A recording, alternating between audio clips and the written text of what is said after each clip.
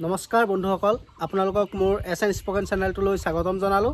আৰু আজি মই আপোনালোকলৈ লৈ আহিছোঁ মানে যিটো আমাৰ 6 তাৰিখৰ পৰা যিটো সাইকোমেট্ৰিক টেষ্ট হৈছে, মানে সাইকোমেট্ৰিক টেষ্টত মানে কেনেকুৱা ধৰণৰ মানে প্ৰশ্ন সোধা হৈছে তাৰ ওপৰত মই ভিডিঅ'টো লৈ আহিছোঁ। মানে কি প্ৰশ্ন সুধিছে বা কেনেকুৱা ধৰণৰ তাত পৰীক্ষা কৰিছে মই সকলো ডিটেইলছ লৈ আহিছোঁ আপোনালোকৰ ওচৰলৈ। আপোনালোকে ভিডিঅ'টো শেষলৈকে চাই থাকিব।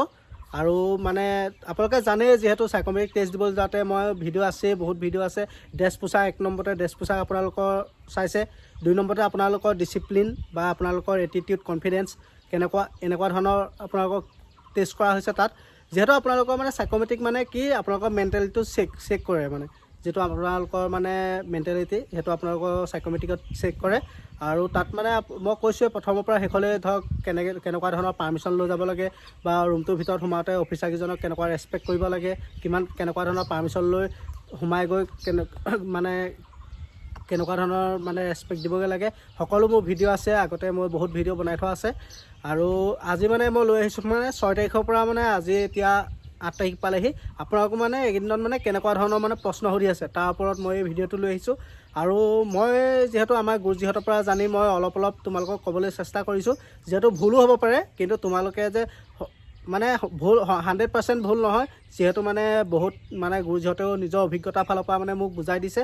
আৰু সেয়েহে মই তোমালোককো বুজাবলৈ মানে এই ভিডিঅ'টো লৈ আহিছোঁ। আৰু তোমালোকক মানে প্ৰথমকৈ সুধিছে মানে কি তোমালোকৰ নিজৰ মানে পৰিচয়টো দিবলৈ কৈছে। সেইটো তোমালোকক মই আগৰ ভিডিঅ'ত কোৱাই আছে। যিহেতু তোমালোকৰ পৰিচয় দি ল'বা, তুমি ক'ৰ পৰা আহিছা, কি কথা সকলো সুধি ল'ব। তোমাৰ এতিয়া বৰ্তমান কি কৰি আছা, এনেকুৱা ধৰণৰ সুধিছে। আৰু তাৰ উপৰিও মানে তোমাক মানে প্ৰশ্ন সুধিছে। প্ৰশ্নবোৰ মানে এনেকুৱা ধৰণৰ সুধিছে, তুমি মানে জংঘল ট্ৰেইনিঙৰ কাৰণে মানে বা জংঘল অপাৰেশ্যনৰ কাৰণে তুমি এসপ্তাহৰ কাৰণে জংঘলত মানে থাকিব লাগে।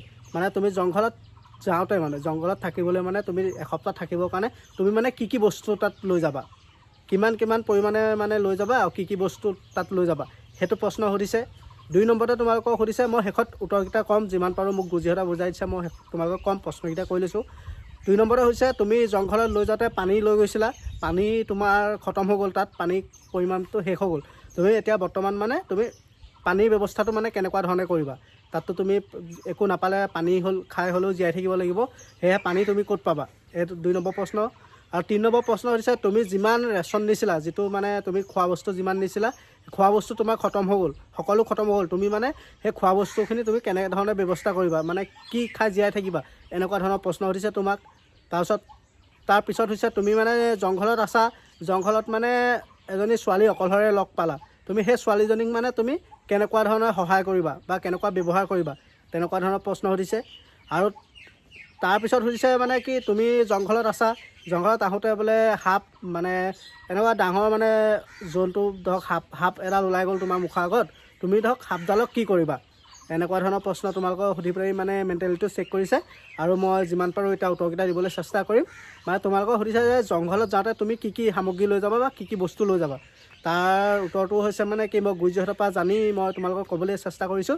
তুমি প্ৰথম নিব লাগিব তোমাৰ মানে এটা টিফিন নিব লাগিব। 2 নম্বৰতে তোমালোকৰ পানী তুমি নিব লাগিব। মানে সপ্তাহটোৰ কাৰণে কিমান পৰিমাণ তোমাক পানী লাগে, যিমান পাৰা মানে কমকৈ খৰচ কৰি চাবলৈ মানে তুমি পানী নিব লাগিব।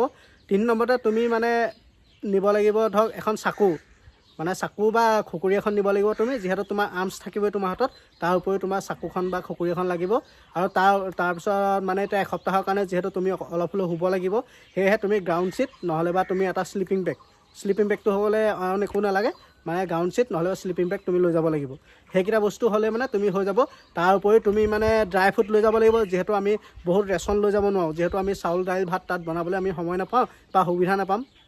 সেয়েহে তুমি মানে ড্ৰাই ফ্ৰুট লৈ যাব লাগে, মানে ড্ৰাই ফ্ৰুট যেনেকৈ ফল মূল যিমান পাৰা ধৰক বিস্কুট এনেকুৱা ধৰণৰ সামগ্ৰী লৈ যাব লাগে, যিটো মানে আমি খাই পেলানি পেটটো ভৰাই থাকিব পাৰোঁ। তাৰ উপৰি পানীটো তুমি খাই থাকিলে তুমি জীয়াই থাকিব পাৰিবা। আৰু তাৰ পিছত মানে কি তোমালোকৰ যিটো পানী যিমান নিছিলা মানে তোমাৰ পানীটো শেষ হৈ গ'ল, তেতিয়া মানে তোমালোকে কি ব্যৱস্থা কৰিবা। পানীটোতো এতিয়া খাই মানে একো নাথাকিলেও তুমি পানী খাই হ'লেও জীয়াই থাকিব লাগিব। সেয়েহে তুমি মানে তেতিয়া ক'বা মানে কি তুমি যদি চাবা মানে এৰিয়াটো চাবা, ধৰক কিছুমান তাত পুখুৰী বা নলা মানে এনেকুৱা জুৰি থাকিবও পাৰে, সেই জুৰি পানীটো তুমি খাই জীয়াই থাকিব পাৰা। আৰু যদি একো সুবিধা নাথাকে তুমি তেতিয়া মানে কি এনেকুৱা ধৰণৰ কিছুমান গছ যদি তুমি পাতবোৰ মানে এজেগাত গোটাই পেলানি ৰছীয়ে বান্ধি পেলানি, তাৰ যদি পলিথিন এটাই যদি মেৰিয়াই থোৱা তুমি সেই তাতো মানে পানী ঘামি তাত পানী ওলাব সেই পানীটো তুমি খাই জীয়াই থাকিব পাৰা যিহেতু একো নথকা অৱস্থাত মানে তেনেকুৱা ধৰণে কৰে যিহেতু আমাৰ গুৰু যিহেতু অপাৰেশ্যনত গ'লে মানে তেনেকুৱা মানে নিজৰ এক্সপিৰিয়েঞ্চৰ ফালৰ পৰা মোক কৈছিলে মই সেয়ে তোমালোকক কৈছোঁ তাৰপিছত সুধিছিলে কি তুমি মানে খাদ্য বস্তু শেষ হৈ গ'ল তুমি খাদ্য বস্তু শেষ হৈ গ'ল ধৰক যিমান ড্ৰাই ফ্ৰুট নিছিলা সকলো শেষ হৈ গ'ল পানী শেষ হৈ গ'ল তুমি কি কৰিবা পানীটো এতিয়া কেনেকৈ ব্যৱস্থা কৰিবা পানীটো ক'লোৱেই তাৰ উপৰিও খাদ্য বস্তু শেষ হৈ গ'লে তুমি মানে একো নাথাকিলে তুমি যিমান পাৰা পানী খাই থাকিলেও তুমি 2 বা 3 দিন মানে ধুনীয়াকৈ থাকিব পাৰিবা যিহেতু তাত মানে জংঘলত যি টি ধৰণৰ গছ থাকে যি টি ফল মূল থাকে মানে তুমি যিটো মানে খাব পাৰি সেই খাব পৰা বস্তুটো মানে তুমি প্ৰথমতে মানে নিজে গম পাবা এইটো খোৱাৰ কাৰণে